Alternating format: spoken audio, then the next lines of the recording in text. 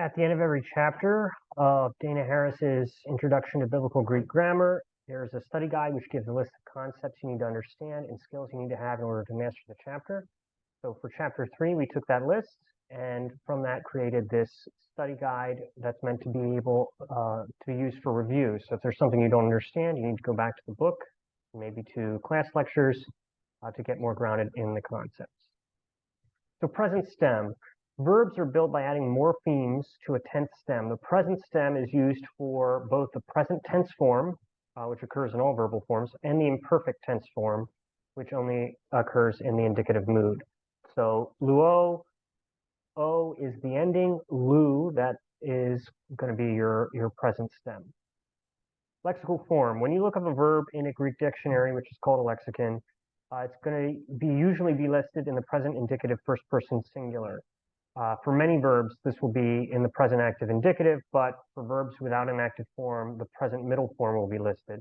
And then this form is called the lexical form. So usually present active indicative, first person singular, sometimes present middle, and this is the lexical form because it's the one that's listed in the lexicon. Connecting vowel. A verb is built with a tense stem and a personal ending, and resulting in an inflected form. So a connecting vowel is inserted between some tense stems and personal endings. So luamen, you've got omicron as the connecting vowel. As men is the ending, lu is the present stem, omicron is the connecting vowel. Luete is epsilon is the connecting vowel here, te is second person plural, lu is the tense stem, epsilon there is the connecting vowel. Inflected meaning. This is just the meaning of an inflected form of a verb or a translation of an inflected form of a verb. So for luo, that would be ilus. Primary active, personal endings. These are used with primary tenses, active verbs with the present, future, and perfect tense forms. Primary middle personal endings used to indicate the middle voice and used with the present, future, and perfect tense forms. We're going to look at paradigms and charts that have these endings in them in the chapter, and you're going to have to learn those. So morphemes, these are the movable nu. The nu at the end of the third person plural form is called a movable nu. If you don't know what that is, luusin, so you're going to see that in the paradigm and whenever you look at endings.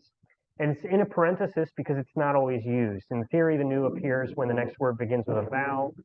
In practice, the nu sometimes appears when the next word begins with a consonant and does not appear when the next word begins with a vowel. So it can drive you crazy, but the movable nu can also appear before a punctuation mark. So whenever you see it when you're reading, you'll understand what it is. Parsing. Parsing is identifying all the morphological components of the inflected form in a set order. So you're going to see the tense form, the voice, mood, person, and number, lexical form, and a possible translation of the inflected form. So you're going to see luo. You're going to say, okay, that's present tense, that's active, that's indicative, and that's first person singular.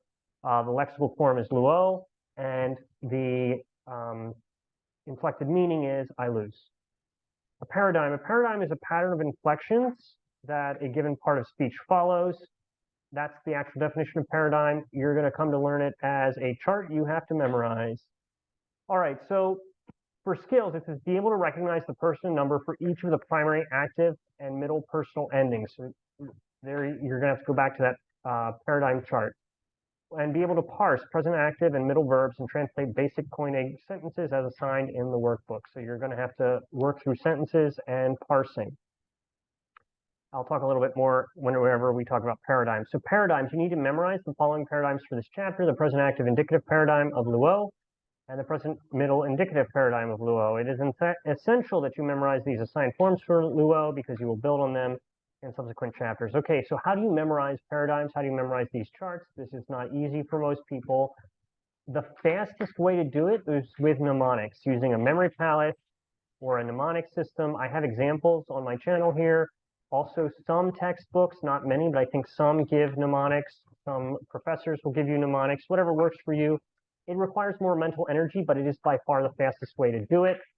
I would suggest doing it that way and then combining it with a parsing app. Parse Greek by Danny Zacharias is not perfect, but it is a good app. I'm having technical difficulties with it, but it does function. and it's keyed to different grammars, and he does have it keyed to this grammar. So you use your mnemonic to memorize the paradigm, you practice your parsing in the app, and I would also say there are worksheets, free worksheets, Google Docs or Microsoft Word docs that you can download and print out and just write out the paradigms. That's for if you need to be able to write out the paradigms on a test. If you only need to be able to parse and you don't care about reproducing the paradigms for a test, then I would suggest just learning by reading and using a parsing app. But if you need to memorize the paradigms and mnemonics, you can also do it by rote. There's audiovisual ways to memorize it by rote. That's going to take a lot more time. But if mnemonics you're not used to, you've never used them before, it might be easier to do it by rote, just by writing them out many times or by listening to them while looking at the chart many times. Hope that's helpful.